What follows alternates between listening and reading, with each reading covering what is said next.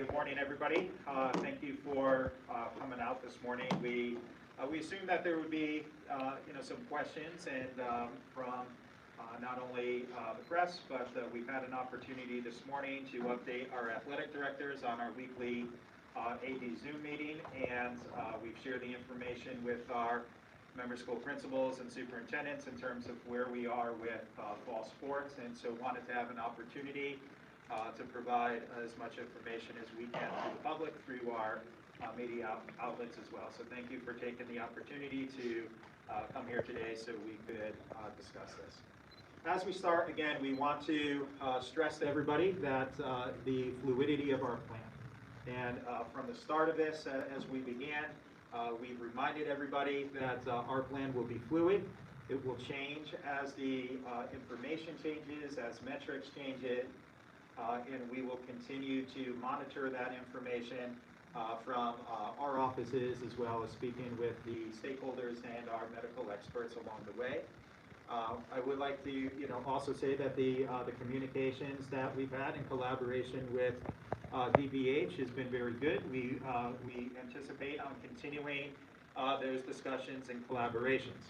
As we head into Saturday and we begin our fall sports season, we really see our plan as, at this point, trying to align as much as possible with the DPH recommendations and discussions that we have, understanding that there are still a couple areas where we continue to discuss and seek further information and clarification on. But as we enter into the fall sports starting on Saturday, at this time, we go in with every sport experience being low risk. We have reduced everything to the 30 minutes. It's a 60-minute workout that will begin, 30 minutes of conditioning, 30 minutes of non-contact sport-specific skill work. That does align with the conversations that we've had with DPH in their latest letter to us, where they do see the value of the engaging kids in these conditioning and low-risk, non-contact, sport-specific experiences for the sports with which we choose to move forward with. In their communication with us back on August 13th, at that time, and again, I think at that time there was some misconception that DPH was saying we shouldn't play any sports. That's not what we understood them to be saying, that they were supporting at that time that 2 weeks after school starts, we would see it appropriate to play soccer, field hockey, swimming, and cross country, and then at that time express their concerns and continue to express their position that they don't support right now indoor volleyball as an indoor moderate risk sport or football as an outdoor high risk sport, and have offered some suggestions to consider that would moderate that level down to a lower risk.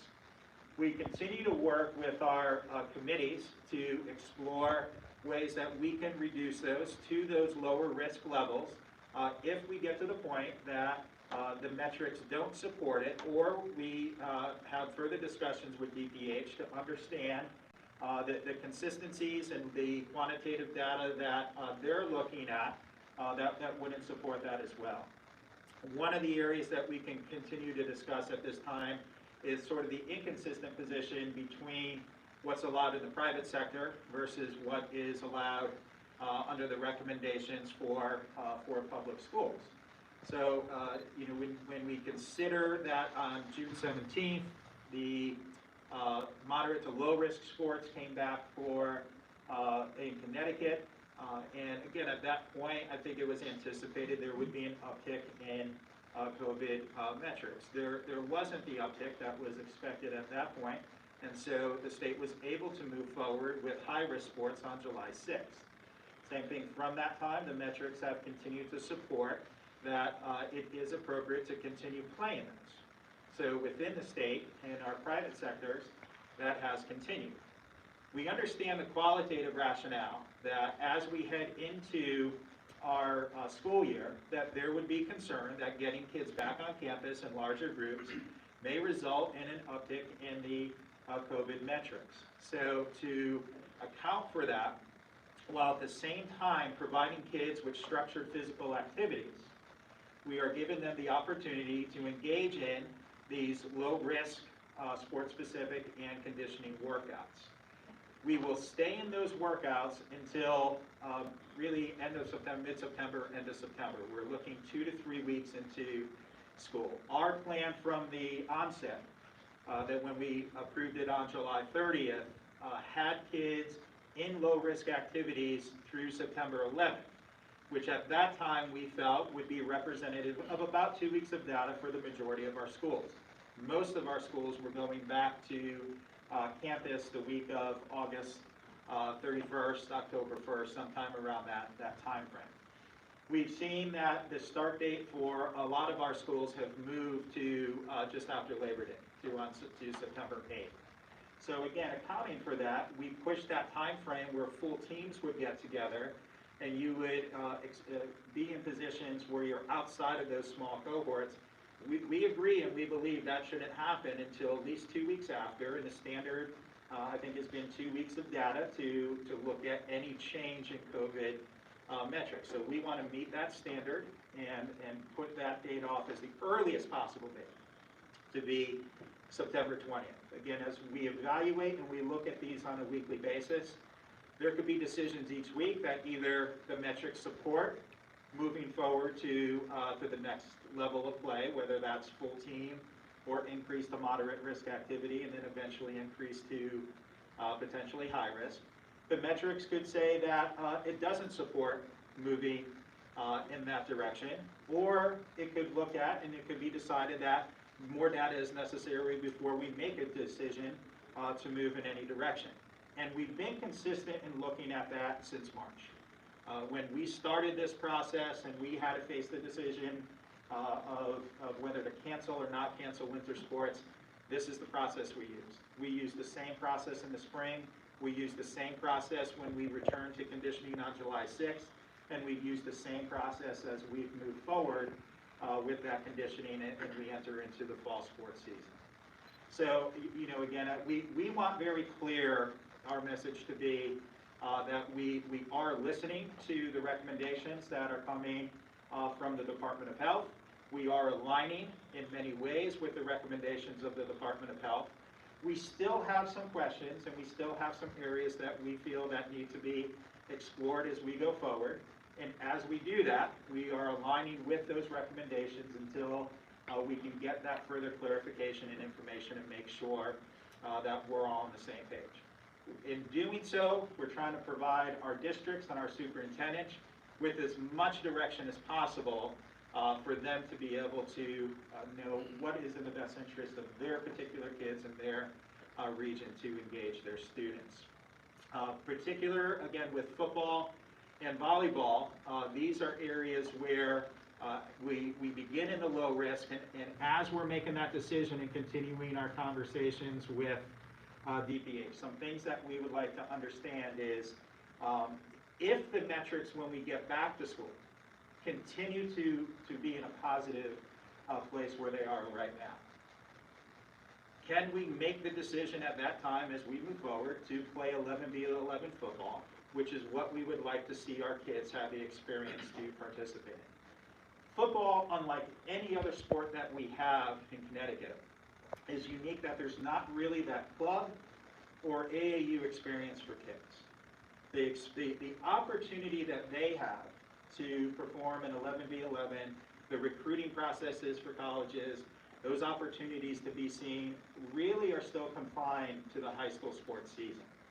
And so if we can give the kids that opportunity for that experience, more than any other sport, this may be the only opportunity that we have. And if we could provide that now, when the metrics are good and would suggest supporting that, that's when we feel the best opportunity may be. As we move into the winter and the spring, it's anticipated that there will be an uptick in the COVID metrics. Because as we move indoors, what our medical experts and what we've heard from DPH in talking with their medical people is, you know, it is anticipated that when you get larger groups indoors, that it's likely that you may see an uptick. So we understand that, and when we look at that, it may very likely be that the numbers throughout the course of the winter and into the spring of the school year will never be as good as they are right now. So now may be the only opportunity to provide kids the experience. So what we're doing in our plan is we are looking at time. We are given the time for our kids to get back on campus under low-risk activities, and then take a very deliberate look to see if there is any impact to the COVID metrics. And at that point, we'll decide whether it's appropriate or not to move to moderate risk activities and then high risk activities.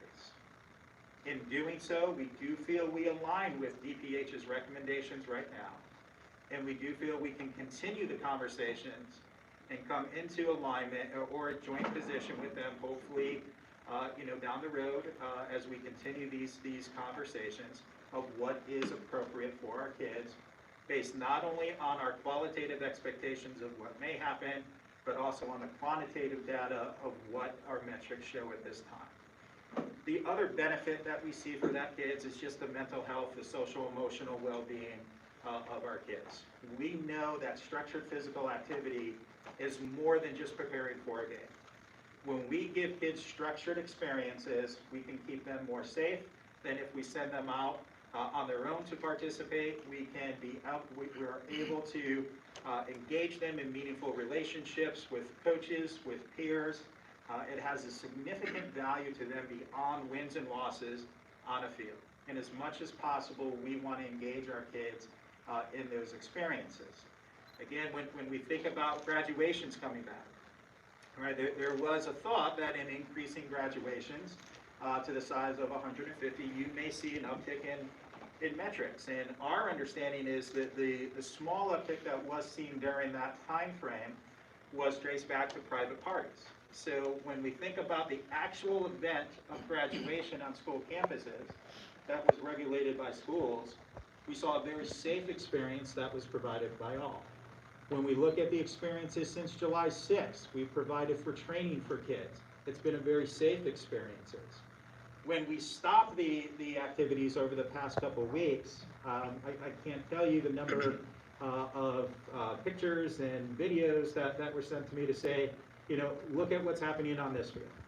There's last Sunday, got an email, a text message with a picture of about 20 kids out on a field playing football with each other.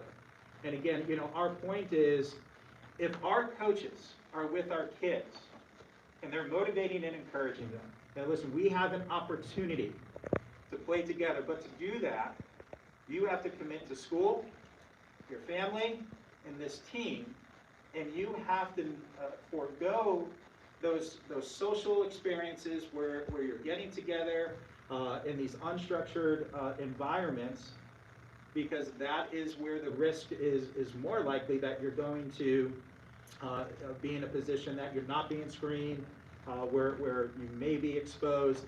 If we can commit to those, we can motivate our kids, we believe, to adhere more closely to those mitigating strategies that will keep our kids safe.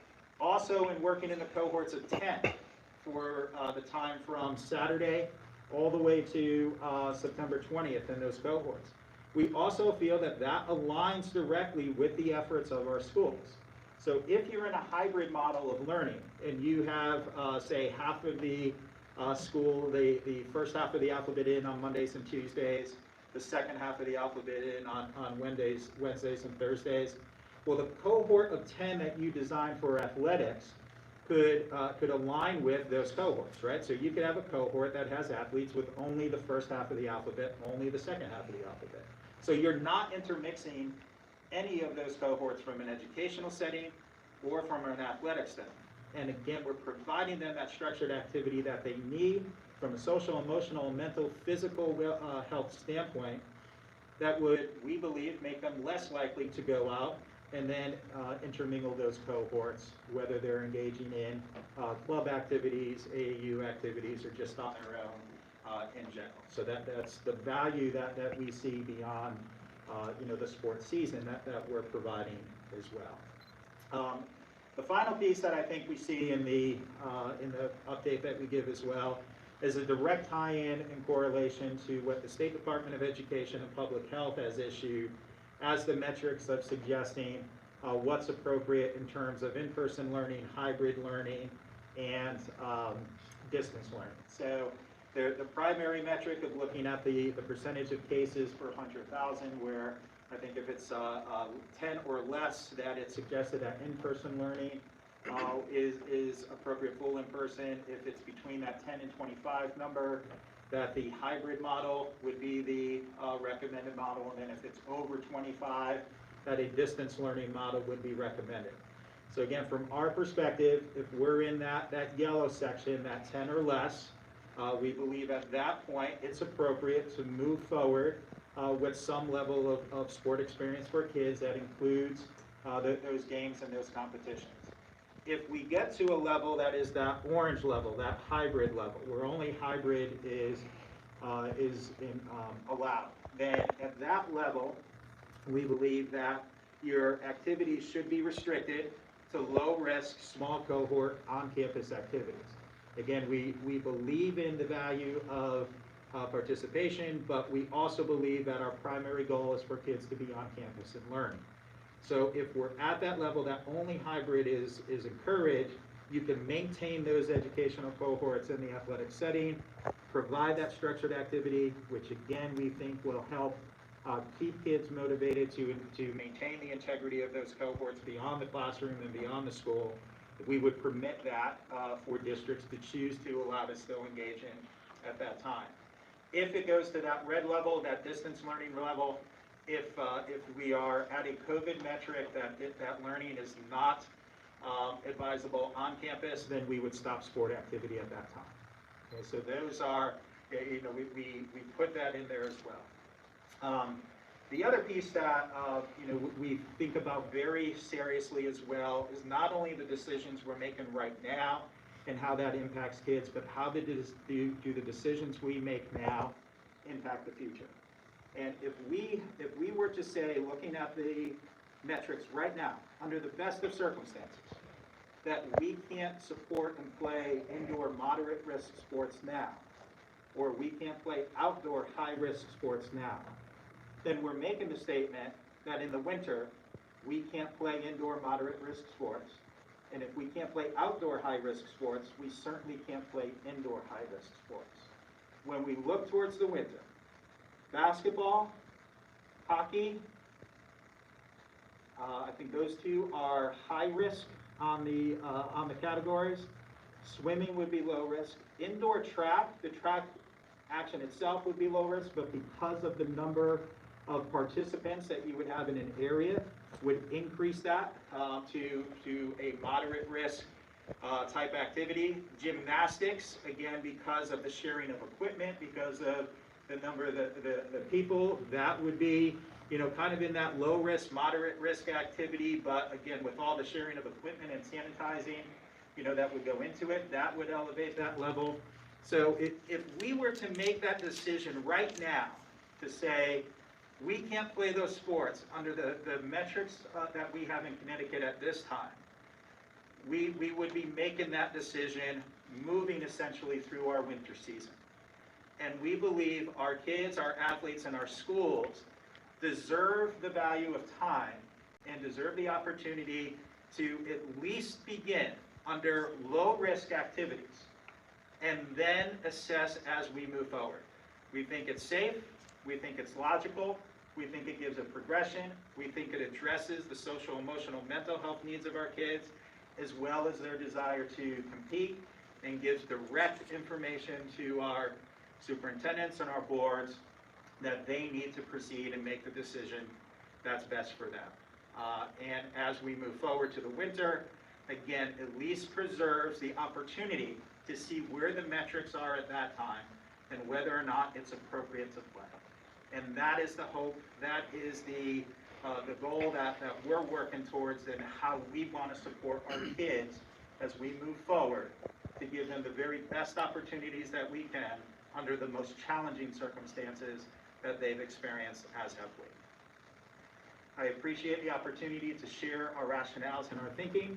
I'm happy to take any questions that you have. Yeah, Glenn, if the DPH, if the Department of Health does not revise its recommendations at a certain time frame, well, what would that time frame be? I guess the 21st or maybe even October 1st. What will the CIAC do then? Are they compelled to follow what the DPH says? Yeah, Sean, good question. So one of the next steps that we're taking is we're going to be reaching out to our football coaches and asking what is the minimum number of games that you would see as a value that we would be interested in playing. So I think most of our coaches would say you probably need about at least 2 weeks of time, thinking about 5 weeks of acclimatization, and then at least another week of hitting in contact. Most coaches would like to have a scrimmage in there. So you're probably looking 2 to 3 weeks in terms of a time frame to prepare a football team to get on the field for a game, right? So if we were to move backwards from the end of the season and say, okay, so November 21st was the last opportunity to play, and then we come back 3 weeks from there, we're looking at about October 30th, I think, at that point.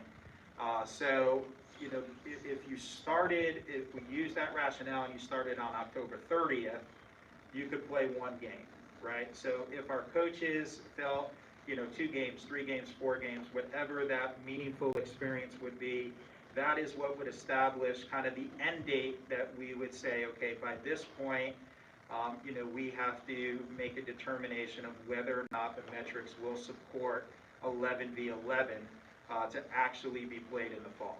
And then at the same time, simultaneously, while we're doing that, we're working with coaches to develop meaningful, low risk and moderate risk experiences for kids that we can engage them in along the way to, again, give the kids the best experiences possible. But we'll be working on establishing what that kind of drop dead decision date is with coaches over the next week. But are you guys compelled to follow the DPH's final recommendations? Well, I think that's where one of the challenges with the inconsistency exists. So again, within our membership, we have public schools, but we also have private schools, right? So I believe our public schools would be compelled to follow a recommendation that comes from DPH. But our private schools would really fall under those private sector rules. So if we have a recommendation from DPH for part of our membership that is, that 11v11 football isn't recommended, but then we have private sector rules that say high-risk sports are permitted to play, even within our member schools, we have a contradiction of, kind of recommendations for them to follow. So we'd like as much as we can to have conversations and close the gap between those inconsistencies and understanding from DPH, is there a quantitative piece that supports the qualitative rationale, that for schools, it makes sense to not play high risk, which again, we agree with right now as you start. As you start, it doesn't make sense to play high risk. As you start, we agree it doesn't make sense to play moderate risk. As you start school, low risk is in small cohorts is all that is advisable because we want kids back on campus just as they do to see if there's any, any type of movement in the metrics one way or the other.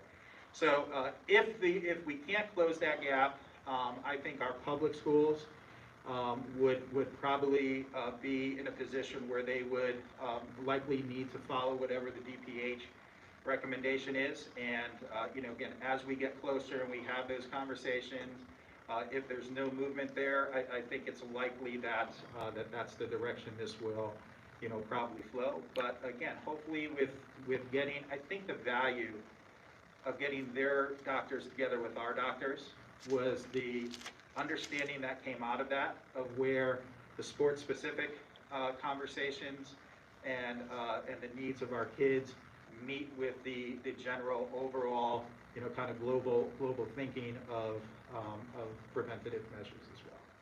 So the DPH recommended that 7-on-7 football, outdoor volleyball. How seriously was that considered or tossed around at CIAC?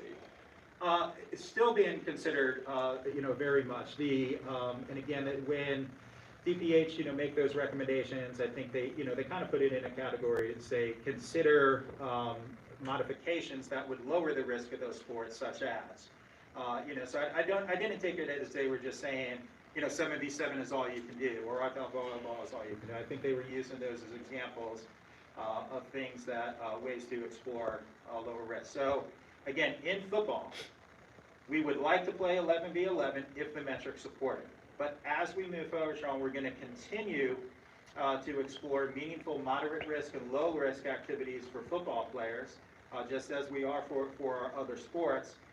Because if the metrics don't get us to that point after school has started, we want to be prepared to still engage our kids in meaningful experiences.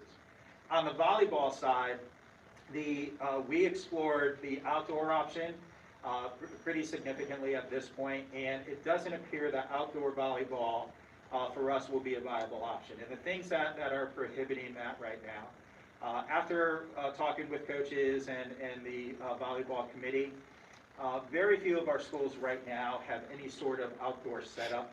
So the safety aspect of having standards for outdoors that you're not concerned about, moving, falling, creating a risk for athletes in a highly competitive situation, not just kind of a rec, outdoor gym type of scenario, raised a lot of concerns. Equity of availability of fields, as well as equity of resources to keep the grass of the field cut to the level that it would need to be able to line fields to have outdoor courts. That equity of resources was a significant issue in terms of being able to provide that across schools. And then another piece that really kind of rang out, and that is our more elite players in volleyball.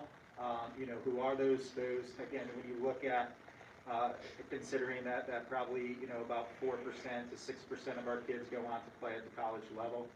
Those really elite level of players, while the private sector rules allow for indoor volleyball to be played right now, and they are playing it right now, those elite players would just go play that club and play indoors and play under those optimal conditions to be seen and engage in that experience, rather than playing outdoors in that experience. So all those factors combined, led us to the piece that, okay, outdoor volleyball for Connecticut, especially as you get into October, late October, November, just wasn't a viable option. So we're looking at other things like, what is the potential of playing with a mask? So we'll be talking with our medical advisors and seeing, is there recommendations on masks and things that we could wear.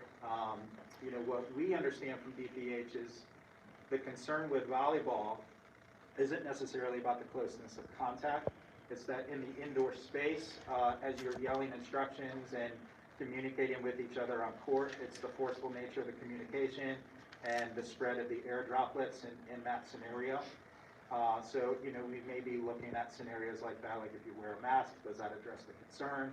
Does that mitigate the risk? And see if those are possibilities. You mentioned the inconsistencies and what the private sector is allowed to do. If, perchance, the rules committee came back and said, you know what, you're right, maybe we shouldn't be allowing the private sector to do basketball, hockey, football, whatever it is, would that all change what you guys are offering? Certainly, it would be new information that, again, we would look at and see, and if the thought is, that across Connecticut, the best thing for us to do as we enter back into a scenario of schools getting back on campus and coming indoors, that it's not advisable to have, high-risk activities or moderate-risk indoor activities across the state. That to me is pretty clear and consistent, and that's a position that we certainly can get on board with and abide with. But as I said, right now with it being inconsistent, it's not only inconsistent with the state, it's inconsistent within our own membership. So that's why we just see it as a piece that we need to continue to talk more about. And DPH in their letter to us this past Sunday indicated that that those are still conversations that are ongoing internally, and that they would be in touch with us in the next few days. So again, I get the sense from DPH that they intend on continuing that conversation with us as well. And again, they've been very good conversations with DPH. There's no there's no animosity between CIAC and DPH. I don't see us as being defiant from DPH. We're actually abiding by, kind of their recommendations right now. What we're just asking for is the benefit of time to look before, we make decisions that we know are going to have a negative impact on kids. Let's move in the direction of trying to give them as much as we can until the point that COVID tells us we can't. When did you guys what contact did you have with the Department of Health when submitting this updated fall sports plan? I mean, did you have them sign off on it? Did you say you were doing this? Did you even give them that opportunity? And what did they say? Yeah, no, I mean, there's been no sign off along the way in terms of plans from DPH. It's always been communication and recommendations from them. And same thing, with the rules committee when we meet. It's just kind of, we review, we take feedback from them. So it's not a scenario where DPH is signing off on the plan. They're reviewing our plan, and then they're giving recommendations on that based on what they see and what they feel based on their conversation. So right now they reviewed it. Again, I think we could say that we're fairly closely aligned, if not precisely aligned, in everything except football and volleyball right now.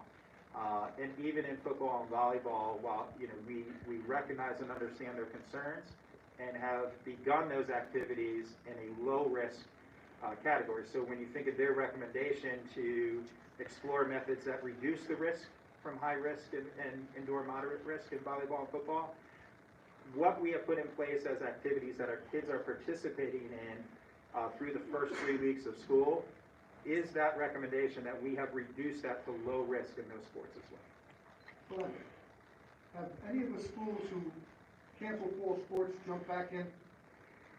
Joe, I haven't heard that yet, but I do think that there may be discussion on that as we move forward. So we'll see where school districts go with that. But again, from our standpoint, we're going to stand by and support any decision that a superintendent and school district makes that's in the best interest of their kids. And if they don't feel, another thing that we said, fluid was our first. Our second is that when the time is right, we're going to play again. Well, that time being right may be different for people in various parts of the state, might be different by individual community, and might be different by individual people. A district may decide to play, but a parent may decide and a kid may decide not to. And when we're dealing with COVID, we just have to mutually respect everybody's position on that. And from our standpoint, we feel it's our responsibility to let people know where we feel competition is safe and opportunities are safe to engage, and then allow them to make that decision. So what do you say to kids then? I mean, we're looking at New Haven right now in an inner city school district who then might have to watch their suburban neighbors get the chance to play. What do you say to those kids? Yeah, Gabby, with those kids, we recognize where that is right now, and again, we'd like to try to offer and talk to those cities as well to say, what are the opportunities that we can offer kids? How can we get them onto a field? How can we get them into a structured experience? Because even in those areas right now where a decision has been made to go to a distance learning format, from the metrics that exist in Connecticut, the decision isn't to go to distance learning, it would appear right now, because it's unsafe to be there. The decision appears to be right now based on size of school, availability of resources, how you can kind of cohort or work with smaller groups. That seems to be more the driving factors in schools that are deciding to go distance learning at this time. For those kids, again, we have to think about what are they doing when they're not engaged in the learning. We don't think that those kids are just staying home. We think that those kids are going to do something. And if we can engage those kids in small cohort activities with their coach, where they're screened on a daily basis, maybe you pick up symptoms in somebody that you can have them seek and get attention, that identifies somebody who may have COVID that otherwise wouldn't. If you have kids that are helping and you have them in those structured activities and you provide that outlet, that peer relationship, that coach relationship, that mentorship opportunity, whether they ever compete in a game this season or not, still holds extreme value for these kids' mental, social, emotional, physical, and cognitive well-being. So, you know, with those districts, again, we respect whatever decision you make, but we also want to work with you to understand how can we provide meaningful experiences through sport for those kids, even if they're not going to get on, you know, the field and compete. There may be still things that we can do that give them the value and the benefits of structured activity. Glenn, it doesn't sound like you're any closer to actually playing football at this point. You're still saying it's a wait and see type of situation once everybody's back, right? We're not saying today, yes, you're gonna play football. We have set October 1st as the start date for all sports. So today, we are a day closer to starting practice in conditioning and non-contact sport-specific activities in every sport. And we are no closer to playing games in any sport than that. Again, we have to stay fluid. We have to see where the metrics are. If today were October 1st, the metrics would look pretty good to play games, right? But it's not, right? So when we get to those dates, that will determine whether or not it's safe to play not only football, but that's going to determine if it's safe to play soccer, play field hockey. We have to remain fluid. We have to remain vigilant and looking at these numbers on a day-to-day, week-to-week basis for kids. So that's not specific. It's not just football. That's every sport right now is in the same category. Glenn, I coach football in the state. The kids were fired up when they heard this, right? But today we're hearing kind of the same uncertainty. And I know the kids appreciate the word time, right? Giving you and everybody enough time to say that we can't play. And I just use football for every kid, for every sport. What do you say to those kids? Because the more time it takes, right, to make a decision, the less time there is to actually get the season underway. How do you put a perspective on that for kids? At all sports, it doesn't just have to be football. Absolutely. You know, and so again, Coach, right now, you know, we have to look at what are the best opportunities we can provide kids today.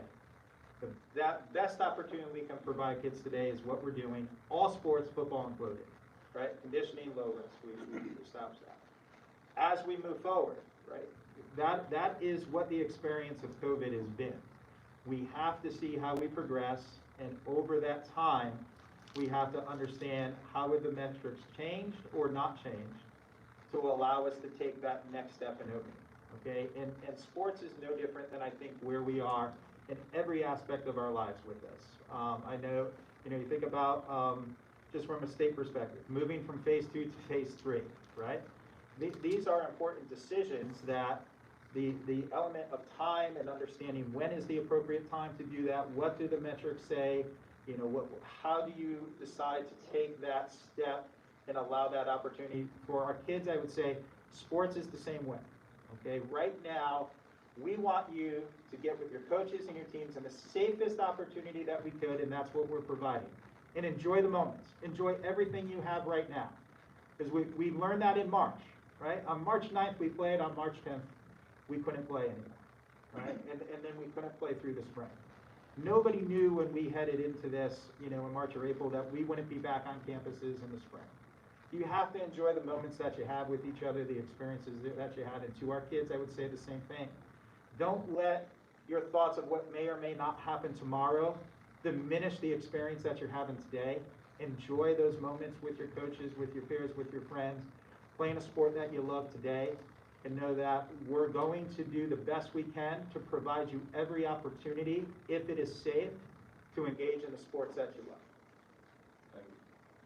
Glenn, at this point, would you say it's fair to say you're going to try to play as many sports as you can, but at no point during the season is it going to be a concrete we are playing? I would say that has been our message from day one. Again, it's fluid, it's day to day. We assess every day. We assess on a weekly basis. Again, for every sport, and I think Danbury's a good example right now, right? So, Danbury's example where things were going well. There's an uptick in the community. And so schools had to go to distance learning, and sports have stopped for a period of time, right? But 2 days before that, sports were fine, right? So that's just the nature of COVID, and that's one of the things that, again, I think the frustration should not be with DPH. The frustration, shouldn't be with that. The frustration is just that COVID dictates that on a day-to-day basis, we have to evaluate and see what is possible and safe for our kids to do. So again, it's not unique to volleyball or football, as you said. It's all sports, and that's why, again, going back to your question, Cody, you have to encourage the kids, enjoy the moment you have today, and you're playing today, because that's all that we can guarantee you. That's all anybody can guarantee you with COVID is what the experiences we have right now.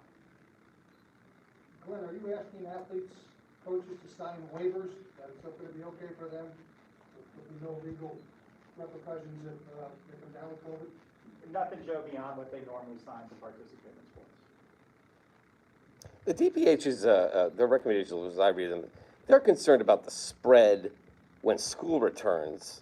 That's been their big thing. Like they, compared to summer sports, they don't know what schools are going to look like wholesale. I mean, some are hybrid, some are not, some are, so there, but a lot of people are arguing that summer provided the best context to say that there was no. Is that how concerned are you guys about that? What have you seen in that regard about schools reopening and having kids back in a population like that? We share that qualitative concern that when you put high concentrations of people together indoors, that there certainly is a greater potential for spread. So that is something that we want to, again, provide the time to assess. And that's why from our plan from the onset to where it is now, had kids in school for a 2-week period of time before we considered any full team type of experiences, right? So that has just shifted back because the start date of schools has shifted back. So we recognize their concern from that qualitative perspective, and we share it. Where we're trying to get on the same page is the quantitative data that our medical experts and that we've been talking to look at. Would ask, when you look at that primary factor, right, of the percent of cases per 100,000, it's still remarkably low in Connecticut. Even as the cases in younger demographics may be increasing, that overall percent by county is extremely low. When you look at hospitalizations, when you look at deaths, that still stays, and again, recognizing one death is too many, it's still, that number still stays very low, which would, may suggest that either the younger demographic who may be getting it either handles it better, or the medical treatment is advanced where they know how to treat it better, or a combination of both. And that's why as we progress and we mutually agree, yes, we need time, because it is a concern that as we get indoors in groups that it may increase. But we want to make sure that we're looking at the same quantitative measures that DPH is looking at to assess whether or not that qualitative concern has actually happened, or as we've seen with return to sports in June and July, that concern didn't play out. How much are you guys looking at both sides, looking at other states? Other states have opened up football. How much of a factor is that in your, I hate to say that, you're looking at kids in petri dishes over in the other states, but, how much of a factor is that in there? Because they are doing it, and what have you found so far? it's only been a couple weeks, so. Right, yeah, exactly, Sean. Not only have we had some states now that have played football, but there were some states whose, for example, Iowa, their regular sports season for baseball and softball is the summer.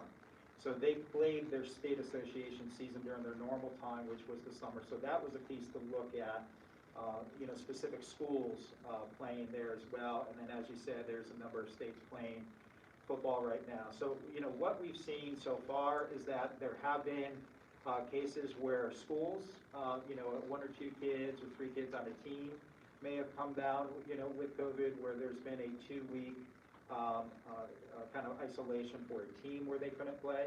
But we haven't seen anything yet, or I haven't heard anything yet, whether from those summer experiences or those teams, those states already playing fall sports right now, where the result has been that an entire, sports season or specific sport would have to shut down. But as you said, it's relatively young. Again, when you think about, I think the standard really is about 2 weeks of kind of understanding, is there an impact to the metrics? So we're still kind of in the early stages of even those state associations getting back. But again, the value of time. 3 weeks from now, they're gonna be in the middle of their seasons, and we're gonna just be at the potential of starting those. And that's gonna be valuable data for us to look at. Glenn, DPH has made their recommendations, volleyball, football, no.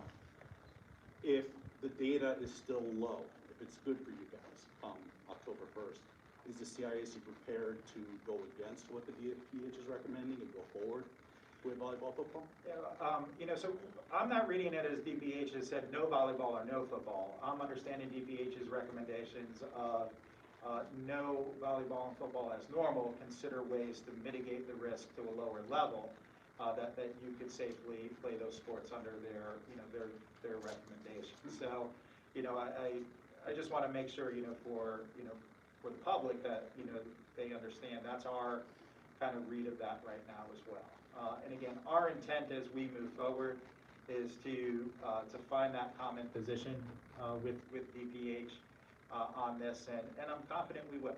I think again we need to continue the discussions that we're having. They're very good discussions. We recognize as well, DPH has a lot of things on their plate right now beyond sports. So those conversations may take a little bit longer than maybe some people would hope that answers would come. But again, we have to be respectful of the many things that DPH is dealing with right now as well. But I'm hopeful over the next couple of weeks. I said if we can come to that understanding of let's just see where we are, push it off, and let's not close the door on these experiences because the metrics do support right now trying.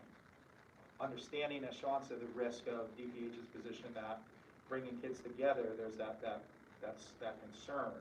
We share that concern as well. So I'm fairly confident that I think we'll come to that position together, just as we have to start conditioning, to start low risk, non-contact activities.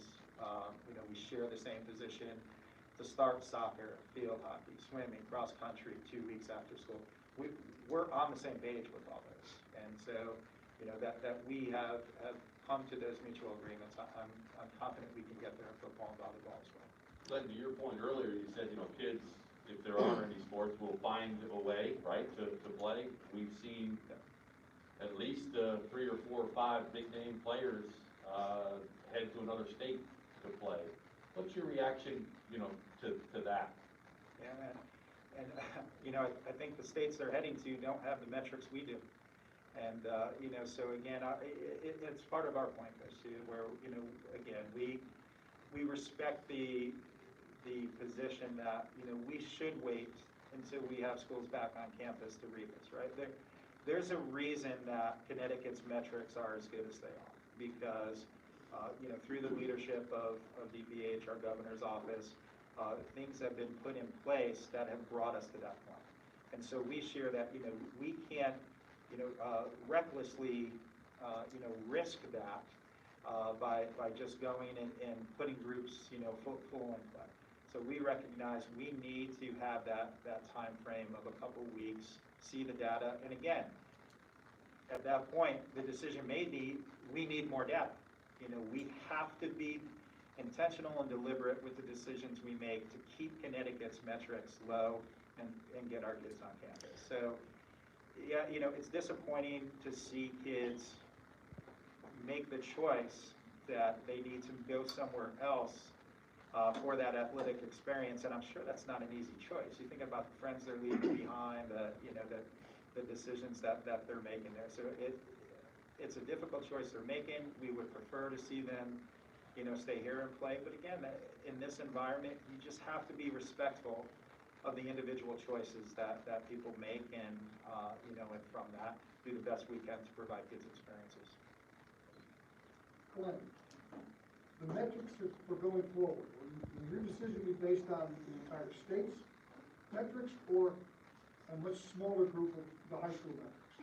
Yeah, Joe, you know, I think you have to look at it in multiple ways. So again, you have the primary factor, and then the tertiary factors that are represented in the state Department of Education and DPH model that is put out there, and that includes looking at things from a county perspective as well as narrowing it down to an individual school, right? So again, just using the case of Danbury where we are right now, so the county numbers for Danbury are fine. I'm sorry, for Fairfield County are fine, right? But the numbers specific to Danbury may not be the same as, you know, as what the average in the county is. So you have to dig down a little bit deeper to individual schools in that as well. And again, our member schools, as they're heading back to learning, you know, they're not taking any risks as this year. Our superintendents, our principals, our teachers have been extremely, you know, diligent in thinking about the process and going back. And so, you know, if numbers are going up there, we're confident they're going to communicate with us in individual scenarios, you know, and be able to address that. So both from a more statewide, county, and then down to individual district level. Glenn, when you guys were putting together the fall plan and you released it July 30th, had you talked to the DPH at that time? Yes. The fall plan that we released on July 30th, on July 24th, we presented that plan for review to the Connecticut Rules Committee. There were members of DPH that sat on that committee. We did reach out to DPH specific to the fall sports plan as early as July 10th. We heard back from them specifically with a person who could talk directly with us on July 27th. We set up a meeting on July 28th. We spoke with that individual from DPH as well as an infectious disease MD with DPH as well. And at that time, actually on the 28th, was the first time that we specifically asked the question, what is your position on youth Pop Warner and high school football? You know, and again, at the time, based on where we were and looking at metrics, you know, again, we're sure that there's always concern with high-risk sports, that there's a higher risk of transmission, you know, understood. But at that time, the metrics in Connecticut and what was taking place would not prohibit high-risk sports from playing. So, again, football being, you know, the only high-risk sport, we remained in communication with them.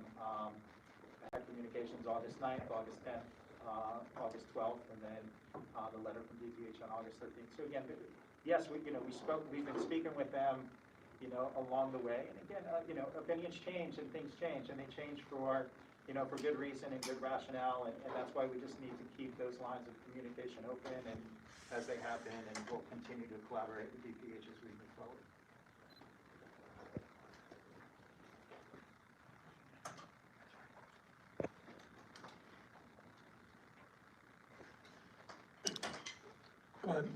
Just a simple question. I've had a couple coaches ask me, the cohort groups, football obviously has 11 positions out on the field, soccer has 11. Coaches are wondering why 10 and not 11, so they can at least run full skeleton drills and such like that.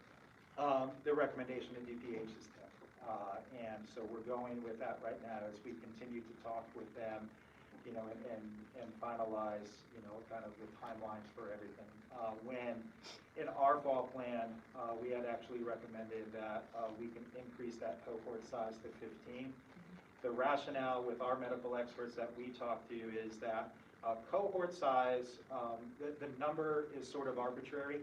It's really about what is the number of kids that you can manage to maintain social distancing standards, to maintain the COVID mitigating strategies that you've put in place to do the best you can to keep kids safe. So the number of 15 is what, you know, we arrived at, thinking of one coach, whether you're indoors or outdoors, could reasonably monitor, can reasonably enforce those mitigating strategies that were part of our plan, and keep kids in that safe environment.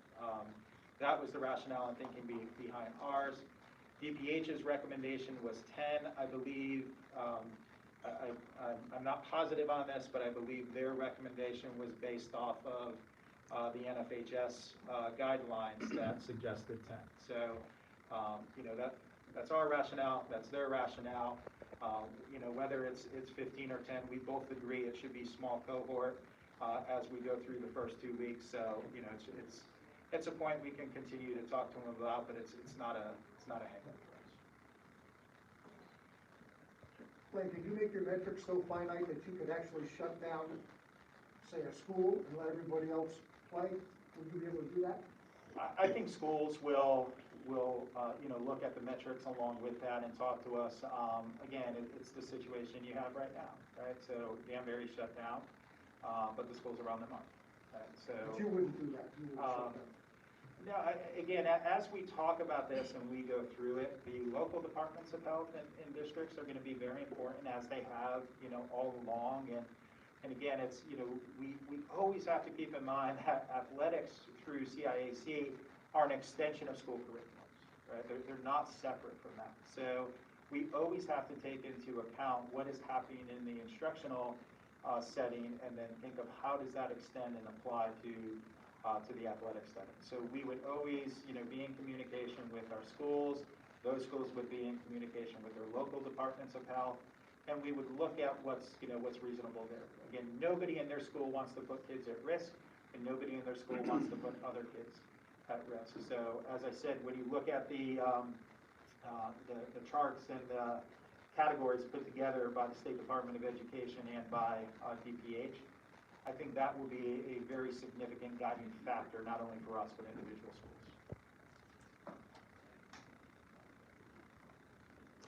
Anything else? Okay, again, we appreciate everybody coming out and your time. Fluid is the, could be the title of the document, and again, we'll continue to do the best that we can support kids. Appreciate all the collaborations we've had with DPH. Again, what we're presenting today, we actually see as being more in line with kind of DPH's thinking than not being in line with DPH's thinking. And we'll continue to assess as we go along, doing the best we can for our kids. Thank you, everybody. Appreciate your time.